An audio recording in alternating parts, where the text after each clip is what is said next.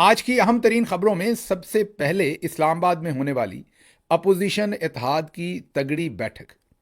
इस खबर को आपने बहुत ही तवज्जो और ख्याल से सुनना है क्योंकि ये बहुत ही अहम खबर है। दिखने में और कहने में तो ये अपोजिशन इत्तेहाद की एक अमूमी बैठक है, लेकिन ऐसा है नहीं। एक तो इसका अलामिया बहुत ही जानदार है और उसके साथ साथ इस बैठक से पहले, इसके दौरान और उसके बाद के जो हालात हैं उससे हमें मुस्तकबिल का कोई नया मंजरनामा बनते हुए नजर आ रहा है। हम इसके ऊपर अपना तज्जिया भी आपके सामने रखेंगे, उस तज्जिए की वजह भी आपके सामने रखेंगे, लेकिन पहले कुछ फैक्ट्स आपके सामने रखते हैं। अपोजिशन इत्तेहाद की ये जो बैठक हुई उसके अलामिये में क्या कुछ शामिल था वो बताते हैं, लेकिन पहले अपोजिशन इत्तेहाद की इससे पहले भी एक बैठक इस्लामाबाद में हुई थी। जब तब ये बैठक करने की कोशिश की गई थी तो तब भी होटल्स पर, रेस्टोरेंट्स पर पाबंदियां लगाई थी कि कोई इनको अपनी जगह ना दे, वेन्यू ना दे जहां पर ये अपोजिशन इत्तेहाद बैठकर बात कर सके। इस बार फिर वही सब कुछ वैसे ही रिपीट किया गया। मुस्तफ़ा नवाज़ खोखर साहब ने एक बहुत ही उम्दा कंटीजेंसी प्लान बनाया हुआ था। उन्होंने मुतबादल तरीके से चुपके से अपने फार्म हाउस पर भी इंतज़ाम किया हुआ था। जब तमाम होटल्स ने इनकार कर दिया तो उन्होंने वेन्यू वहाँ शिफ्ट कर दिया और वहाँ पर अपोजिशन इत्तेहाद की ये बैठक हुई, जिसमें कुछ नामी गिरामी वहाँ पर बहुत सारे, कुछ नहीं बल्कि बहुत सारे जर्नलिस्ट भी पहुँचे और वहाँ पर खुल के बातें हुई। तो अब ये तो मंजरनामा है कि इस मुलाकात को रोकने की कोशिश की गई, लेकिन आखिर पर यह बताऊंगा कि सिस्टम के अंदर से ही रोकने की भी कोशिश हो रही थी और ना रोकने की भी कोशिश हो रही थी। वो क्या था वो आपको तज्जिए में बताऊंगा। फैक्ट्स इसके जो वहाँ पर ओवरऑल अलामिया जारी हुआ उसमें जो अमूमी बातें थी वो तो थी कि जमहूरियत की बहाली होनी चाहिए, ना हक कैद जितने भी सियासी कैदी उन्हें रिहा होना चाहिए और मैंडेट की वापसी होनी चाहिए, जमहूरियत की वापसी होनी चाहिए, फ्री एंड फेयर इलेक्शन होना चाहिए, मीडिया की आज़ादी होनी चाहिए। ये तो अमूमी बातें, लेकिन आप कुछ ख़ास बातें, आप वो कहते हैं ना 100 सुनार की एक लोहार की। अब जो फील्ड मार्शल साहब का पूरा शीशे का उन्होंने घर बनाया हुआ है, उसको जो छोटे छोटे पत्थर ही आप उन्हें कह लें वो सीधे बिल्कुल ताक कर मारे गए हैं। वो कौन कौन से हैं वो ज़रा आपके सामने रखते हैं। सबसे पहले तो ये कहा गया कि ये जो SIFC है ये एक गैर कानूनी, गैर आइनी सेटअप है। ये एक मतवाजी, एक हुकूमती स्ट्रक्चर ढांचा बना डाला है। इसको फौरी ख़त्म किया जाए, ये गैर आइनी है और इसके तहत अभी तक जो कुछ हुआ है उसको ख़त्म किया जाए और रिवर्स किया जाए। SIFC को गैर आइनी कहना तो जनरल आसिम मुनीर को ही गैर आइनी कहना है और अपोजिशन इत्तेहाद का ये कहना बिल्कुल दुरुस्त है, मैं बिल्कुल उसके साथ खड़ा हूँ। लेकिन इसका कह देना बड़ी वाकई जुर्रत की बात है और सताइश की बात है। पाकिस्तान में बैठ के इसका कहना, अपोजिशन इत्तेहाद ने ये कमाल की बात की है। तो ये पहला नंबर आपने नोट कर लेना है कि जो सबसे बड़ा ब्रेन चाइल्ड है फील्ड मार्शल आसिम मुनीर साहब का, वो SIFC है जिससे वो अपना जादू चलाना चाहते हैं, मुल्क के लोगों की तकदीर बदलना चाहते हैं। जो 77 साल से उनके पहले आने वाले, जो उनसे पहले आर्मी चीफ थे वो भी कोशिश करते रहे हैं। मैं सियासी मुदाखलत की बात कर रहा हूँ अभी भी, और SIFC उनका सबसे बड़ा हथियार है, तो उसके ऊपर कारी जरब लगाई है कल अपोजिशन इत्तेहाद ने। तो ये पहली बात नोट कर लीजिए। आगे उन्होंने कहा है कि 26वीं तरमीम पाकिस्तान के चेहरे पर, पाकिस्तान के आइन पर एक धब्बा है, इसे वापस होना चाहिए। अब इसी 26वीं तरमीम में से army chief, air chief, naval chief, उनकी एक्सटेंशन निकलती हैं। अब ये जहन में रखिए कि आर्मी चीफ रिटायर होने वाले हैं अगले 2 से 3 महीने में।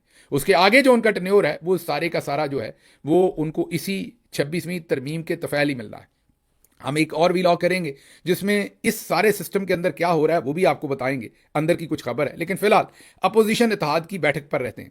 उन्होंने कहा कि 26वीं आईनी तरमीम जिसमें से ये सब अदालतें निकली हैं, ये जो कुछ भी इस वक्त हो रहा है पाकिस्तान में, जस्टिस याया अफरीदी से लेके हाई कोर्ट के अंदर चीफ जस्टिस और फील्ड मार्शल साहब का अपने आप को मजबूत कर लेना, अपने आप को एक्सटेंशन दिलवा लेना, अपने साथियों को एक्सटेंशन दिलवा लेना, ये सब कुछ उसी का अहवाल है या उसी का एक आउटकम है। उसको ये अपोजिशन इत्तेहाद कह रही है कि वो काला धब्बा है और इसको रिवर्स किया जाना चाहिए।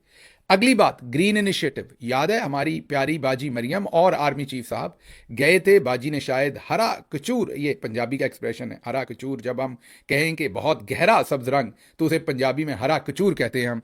तो हरा कचूर मेरा ख्याल है लिबास ज़ेबतान किया हुआ था, वहाँ पर पहुँचे थे। याद कीजिए बहुत तनकीद हुई थी और उसके बाद में वो रश्के कमर वाला हुआ था जो लाहौर के अंदर एक बैठक हुई थी जिसमें मेरा ख्याल फोर्ट्रेस स्टेडियम के अंदर वो एक इवेंट हुआ था। लेकिन उससे पहले ये ग्रीन इनिशिएटिव वाली पहली अपीयरेंस थी बाजी मरियम की, किसी भी फील्ड मार्शल साहब का जो इनिशिएटिव था उसके अंदर।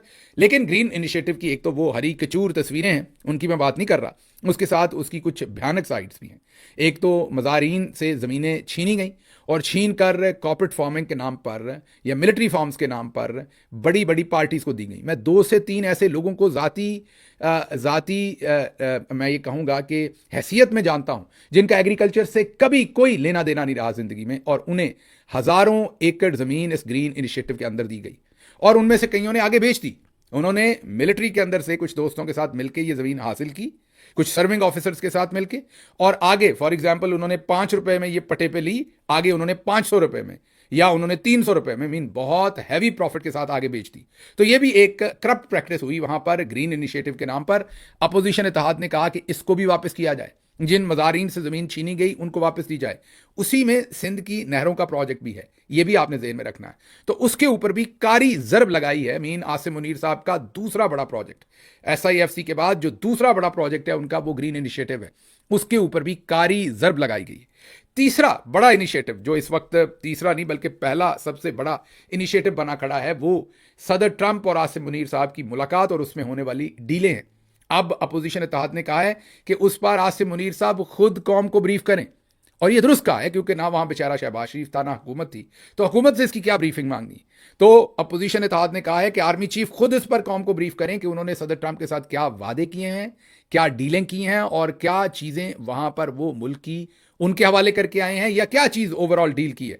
तो ये भी उन्होंने सीधा सीधा उनसे उनके तीसरे प्रोजेक्ट जो आजकल चल रहा है, जिसमें से तेल भी निकल रहा है, और उन्होंने कहा कि ये जो आप कौम को नया तेल दे रहे हैं, इसके बारे में बताइए कि वहां पर आपकी क्या बातचीत हुई। एक तीसरी तगड़ी जो रिक्वायरमेंट है वो अपोजिशन इत्तेहाद ने, जो मैं आपको बता रहा हूं, SIFC, 26वीं तरमीम, ग्रीन इनिशिएटिव, और ये चौथी, मैंने तीसरी कह दी है माजरत, ये चौथा उनका बहुत बड़ा मुतालबा कि आप सदर ट्रंप के साथ क्या लेन देन करके आए हैं उसकी ब्रीफिंग कौम को सीधी सीधी दीजिए।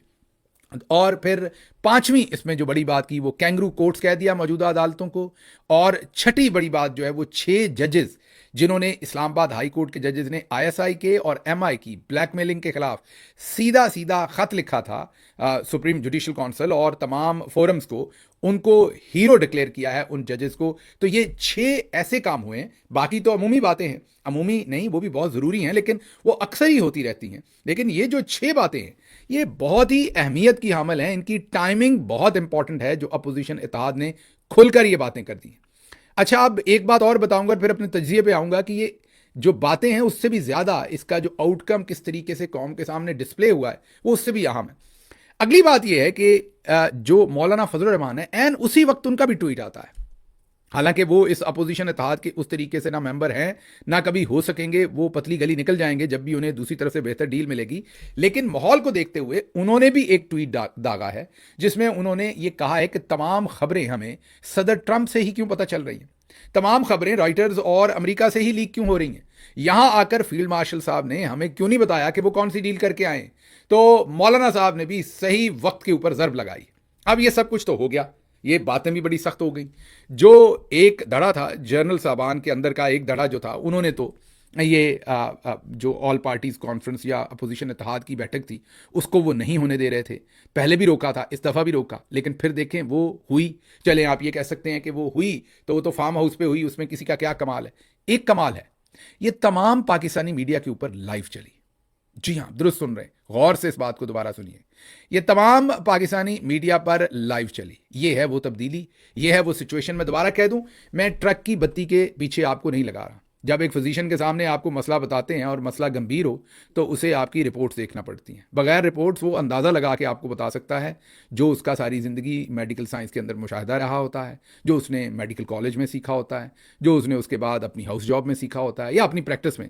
तो वो अंदाज़ा लगा के बता सकता है कि ये भी हो सकता है और ये भी हो सकता है। मैं भी वैसी ही टामक टोइयाँ मार रहा हूँ। इस वक्त मेरे सामने कोई रिपोर्ट नहीं है, कोई कागज़ नहीं है, इसलिए ये मेरी जो बात है इसको मैं कोई हतमी खबर के तौर पर आपको नहीं दे रहा, ना ही किसी ट्रक की बत्ती के पीछे लगा रहा हूँ कि इमरान खान साहब कल रिहा होने जा रहे हैं। मेरी पोजीशन इस पर बड़ी क्लियर है कि जब तक आसिम मुनीर साहब लटका सकेंगे, वो अपने इक़्तिदार को तवालत देना चाहते हैं, वो इमरान खान को बाहर नहीं आने देंगे। उसके लिए वो किसी हद तक भी जाएंगे, वो सिर्फ तभी बाहर आने देंगे जब उनके कंट्रोल से चीज़ें बाहर हो गई। ये मैं कोई और बात कह रहा हूँ कंप्लीटली। ये मैं ये कह रहा हूँ कि जाहिर है इस वक्त DG ISPR साहब बैठे हुए हैं, कोई और भी तो बनना चाहता है। डीजी आईएसआई आगे रिटायर होना चाहते हैं, कोई और भी तो बनना चाहता है। डीजीसी साहब बड़ी देर के बैठे हुए हैं, कोई और भी तो बनना चाहता है। सेक्टर कमांडर्स बहुत सारे बैठे हैं, कोई और भी तो बनना चाहता है। तो जिन जिन पोजीशंस पर बहुत सारे दोस्त बैठे हैं, उनकी जगह पर नीचे भी तो उतने काबिल ऑफिसर हैं, वो भी तो बनना चाहते हैं। तो थोड़ी हलचल हो रही है, वो हलचल नजर आ रही है। अभी मैंने ये वीलॉग को करने से पहले इस्लामाबाद के कई सहाफ़ियों से बात करने की कोशिश की। कई का लफ्ज़ मैं तब इस्तेमाल करता हूँ जब मैं 3 से ज़्यादा लोगों से बात करता हूँ। अगर 3 से कम हूँ तो मैं बता दूंगा आपको कि 2 से बात हुई, 1 से बात हुई, तो 3 से ज़्यादा लोगों से बात हुई। उनमें से कम 2 लोग ऐसे हैं जिनका सहाफ़ती तजर्बा कम 45 साल, 40 से 45 साल का उनका सहाफ़ती तजर्बा है, और डिफेंस और इन तमाम मामलात को बहुत क्लोजली देखा है, और वर्दी में मलबूस जो बहुत सारे आला अफसरान हैं उनसे उनकी अक्सर मुलाकात भी रहती है। उन सहाफ़ियों की फीलिंग ये है कि अंदर बहुत इज़्तिराब है, और उनमें से 2 सहाफ़ियों ने कम अज़ कम मुझे ये कहा कि आपने कल नोट नहीं किया, ये टेलीविज़न के ऊपर सब कुछ लाइव चला है, यहाँ तो हम छींक नहीं मार सकते, लाइव क्या, हम रिकॉर्डेड में बात नहीं कर सकते। अपोजिशन इत्तेहाद जिसकी बैठक होने नहीं दी जा रही थी, उसको टेलीविज़न पर उसके सारे मामले को चलने दिया गया। हाँ, उन्होंने कहा ये अलग बात है। उनमें से एक सहाफ़ी ने बताया कि जो बेचारे डंटोनिक हैं, जो इस वक्त इंफॉर्मेशन मिनिस्टर हैं, उनको एक ज़ाती, ये मैं बिल्कुल उनकी डिसरिस्पेक्ट नहीं कर रहा, जाहिर है मुझे वो पसंद नहीं है, मैं बिल्कुल इसमें मुनाफकत नहीं करूंगा, आई डोंट लाइक हिम, लेकिन ये जो लफ्ज़ हैं ये मैं इन्वर्टेड कॉमास में एक बहुत ही बुजुर्ग और मोतबर सहाफ़ी हैं, ये मैं उनके आपके सामने रख रहा हूँ। उन्होंने कहा कि गिल साहब, मैं ऐनी शाहिद हूँ कि उन्हें ज़ाती मुलाजिम के तौर पर इस्तेमाल किया जाता है। उन्हें एक मेजर जनरल साहब बताते हैं कि जाओ जाकर टीवी पे ये बोल दो, और उन्हें वो जो चीज़ भेजी जाती है वो बेचारा बैठ के बोल देता है। मसलन फिर उसके बाद उनकी ड्यूटी लगाई गई कि जाएं टेलीविजन पर और मुस्तफ़ा नवाज़ खोखर को कहें कि ये तो प्रॉपर्टी टाइकॉन है, या प्रॉपर्टी की जो माफिया है उसके पीछे और इनका ख़ानदान, ऐसे खामखा वो जो औरतों वाले ताने होते हैं वो मुस्तफ़ा नवाज़ खोखर को देने की या दिलवाने की कोशिश की गई बेचारे डंटोनिक साहब से। लेकिन इसमें जो इंपॉर्टेंट बात है कि वही टेलीविजन जहां पर आप छींक नहीं मार सकते, यहां तक कि अब से चंद महीने पहले तक तो आप शहबाज शरीफ के खिलाफ बात नहीं कर सकते थे, अब शहबाज शरीफ के लते लेने की मुकम्मल आज़ादी है। इस पर किसी टाइम बात करेंगे। लेकिन अब मरियम पे भी आप बात कर सकते हैं छोटी मोटी। अब सिर्फ फील्ड मार्शल साहब का नाम लेके बात करने पर पाबंदी है। जो अपोजिशन इत्तेहाद की बैठक हुई उसमें ये जो मैंने 6 चीज़ें आपको गिनवाई हैं, ये जिसमें कैंगरू कोर्ट्स हैं, 6 जजेस हैं, SIFC है, 26वीं तरमीम है, ग्रीन इनिशिएटिव है, ट्रंप आसिम मुलाकात है, ये तमाम की तमाम बातें असल में आसिम मुनीर साहब से रिलेटेड ही हैं, और इन पर डायरेक्ट हिट की और इसको लाइव चलने दिया गया है। अब क्या इसमें से मैं आपको ये बताना चाह रहा हूं कि सब बदल गया, अगले 2 हफ्ते में सब बदल जाना है? नहीं, यकीनी तौर पर ऐसा ज़रूरी नहीं है। अगर आसिम मुनीर साहब की गिरफ्त कहीं पर ढीली हो रही है तो हो सकता है वो अगले 4 महीने में उसको और पुख्ता कर लें। अगर कुछ अफसरान बीच में इस तराब में थोड़ी स्पेस पैदा कर रहे हैं तो हो सकता है उनकी मुंडियाँ उड़ा दी जाएँ। मुंडियाँ उड़ा देने का मतलब मैं फिजिकली नहीं कह रहा, मैं उनके जो ओहदों से उन्हें हटा दिया जाए, उनकी ट्रांसफ़र कर दी जाए, उन्हें उन जगहों से हटा दिया जाए और दोबारा से अपना कब्जा मजबूत कर लिया जाए, ये मुझे नहीं पता। इसलिए ये ना समझिएगा कि मैं कोई आपको मीठी जहर दे रहा हूं और दोबारा से ट्रक की बत्ती के पीछे लगा रहा हूं, जैसे बहुत सारे दोस्त लगाते हैं कि सब अच्छा होने वाला है, ये होने वाला नहीं। मैं ये नहीं समझता कि जब तक फील्ड मार्शल आसिम मुनीर मुकम्मल कमज़ोर नहीं होंगे कुछ अच्छा होगा। लेकिन मैं उसमें थोड़ी सी दरार पड़ते हुए ज़रूर देख रहा हूं, और वो अकेला मैं नहीं, बहुत सारे मोतबर सहाफ़ी देख रहे हैं जिनके साथ मेरी बात हुई है। तो ये इसका लाइव चल जाना, it is not something very normal, ये अपने आप में बहुत कुछ कह रहा है, लाउड एंड क्लियर कह रहा है। तो इसलिए ये जो बैठक हुई है इसका जो अलामिया है वो बहुत अहम है। आने वाले दिनों में देखते हैं कि क्या फील्ड मार्शल आसिम मुनीर इस पर दोबारा से गिरफ्त अपनी मजबूत करते हैं, या ये जो अपोजिशन इत्तेहाद की बैठक है यहाँ से एक नया मंजरनामा तश्कील पाएगा। हतमी तौर पर मैं कुछ नहीं कह सकता, दोबारा रिपीट कर रहा हूँ, इसमें कुछ खबर नहीं है। ये तमाम का तमाम तज्जिया है मेरा, मेरे कुछ जानने वाले सहाफ़ियों का, जो कि कुल्ली तौर पर गलत भी हो सकता है। इसलिए अगर ये गलत होता है तो कल को ये ना कहिएगा कि आपने हमें ट्रक की बत्ती के पीछे लगाया था, आपने झूठ बोला था। जो मुझे जेन्युइनली सामने नजर आ रहा है वो मैं आपके सामने रख सकता हूं। ये ईदर वे जा सकता है, either field marshal can regain ये जो थोड़ा सा कंट्रोल लूज हुआ है, या वो इसको मजीद भी उनके हाथ से ये चीजें निकल सकती हैं। जो हुआ आपके सामने रखेंगे। अब जरा तेल की कहानी। आपको पता है कि हम तेल देने गए थे कि ट्रंप साहब आप और हम मिलकर तेल निकालेंगे यहां से। अच्छा, तेल निकालने से याद आया कि तेल कोई आज नहीं हम निकाल रहे। भुट्टो साहब ने ये जरा वीडियो देखिए, 50 साल पहले एक बोतल में तेल डाल के, शुक्र है उनके ऊपर कहीं ये भी पेट्रोल बम का भी मुकदमा नहीं बना दिया था उस जमाने में। बहरहाल बोतल में तेल निकाल के सारी कौम को दिखा रहे थे और पूरी दुनिया को दिखा रहे थे कि अगले 3 सालों में पाकिस्तान अपनी तेल की जरूरतों में खुद कफील हो जाएगा। कितने सालों में? 3 साल में। ये 50 साल पहले भुट्टो साहब ने कहा था। 50 साल गुजर गए, वो 3 साल पूरे नहीं हुए, और अब हम ट्रंप के साथ मिलकर तेल निकाल रहे हैं और खुद कफील तो हो ही रहे हैं, आगे इंडिया को भी बेच रहे हैं। क्योंकि सदर ट्रंप ने कहा कि हो सकता है पाकिस्तान इंडिया को भी कल को तेल बेचे। मामला इतनी दूर चले गए और ये सजी दिखा के खब्बी रख के लगाई है सदर ट्रंप ने हमें, और उन्होंने हमें तेल दे दिया है $1 अरब का। पहले हत्थे हम तेल खरीद रहे हैं, और वो भी पास के मुल्क छोड़ के, वो दूर 2000 किलोमीटर, 1500 किलोमीटर, 1000 किलोमीटर को छोड़ के, वो दूर अमेरिका 14,000 किलोमीटर दूर से हम ये तेल खरीद रहे हैं। इमरान खान साहब के की हुकूमत में जब रशिया से तेल खरीदने का फैसला हुआ, जो कि बहुत सस्ता तेल मिल सकता था, इंडिया खरीद रहा था, बाकी बहुत सारे मुल्क खरीद रहे थे, जनरल बाजवा ने इनकार कर दिया और उसके बाद वो सारी रजीम चेंज हुई आपके सामने। अभी फील्ड मार्शल साहब वहां से तेल लेना चाहते हैं। तेल की कहानी हमने आपको बताई है, आगे देखते हैं क्या होता है। लेकिन एक इंटरेस्टिंग इसकी और जहत भी है, जो अभी डील हुई है उसमें पाकिस्तान ने 4,200 4200, ये नंबर जेहन में रखिएगा, 4200 4,200 अमरीकी अशिया के ऊपर ड्यूटी सिफर कर दी। शून्य, हिंदी का लफ्ज है शून्य, सिफर, बिल्कुल सिफर कर दी। और जो पाकिस्तानी मसनूआत हैं उन पर अमेरिका ने कितनी ड्यूटी कर दी है? 19%। पाकिस्तान ने अमेरिका से $1 अरब का तेल भी लेना है। ये पहले मरहले में $1 अरब, ये पता नहीं कितनी बार ये दोबारा खरीदेंगे हम, लेकिन पहले मरहले में $1 अरब का 4200 अमरीकी मसनूआत की दरामद पर टैरिफ सिफर। अमेरिका से तेल खरीदारी पर 19% टैरिफ अमेरिका लगाएगा बाकी प्रोडक्ट के ऊपर भी, और ये अजीम डील बनाकर जो है वो हमें बताई जा रही है। जो अमेरिका से हम तेल दरामद करेंगे उस पर भी पाकिस्तान में ड्यूटी सिफर होगी, उन 4200 में तेल भी आएगा। तो अब ये सोच लीजिए कि कितनी ज़बरदस्त डील मेकर है वो। तो खैर हमें जो फील्ड मार्शल साहब की परफॉर्मेंस है वो तो हमें पहले नजर आ गया हर चीज़ पे। मसलन SIFC $100 अरब लेके आना था, रिजल्ट क्या आया? सिफर। ग्रीन इनिशिएटिव का रिजल्ट क्या आया? सिफर। आपके सामने जो दूसरे उन्होंने बहुत सारे प्रोजेक्ट्स शुरू किए, जो भी जैसे भी प्रोजेक्ट्स है, उन सब के रिजल्ट्स क्या आए हैं वो आपके सामने सिफर हैं। भले वो जजेस का हो, अदलिया को हो, 26वीं तरमीम का हो, सब कुछ आज बैकफायर कर रहा है चीज़ें। और चलें और छोड़ देते हैं, उन्होंने इल्ज़ाम ये लगाया कि इमरान खान साहब से मेरी ज़ाती मुखालफत ये है कि उनकी बीवी ने करप्शन की थी, मैं फ़ाइल लेके गया था और जिसकी वजह से मुझे हटा दिया गया। अब वो आर्मी चीफ बने थे, उनका टेन्योर ख़त्म होने वाला है, 2 से 3 महीने रह गए।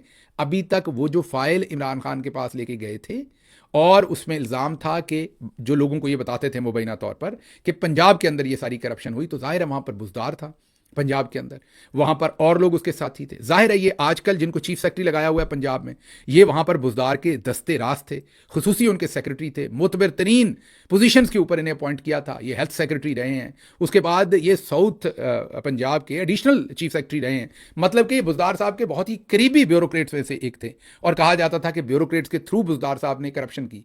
तो बुजदार साहब भी वहाँ पर खाली फिर रहे हैं। जो आज के चीफ सेक्रेटरी हैं, मतलब जो बुजदार साहब के कलीदी आदमी थे वो आज के चीफ सेक्रेटरी हैं, वो फाइल भी गायब है। तो नैरेटिव पर भी जो हमारे मोहतरम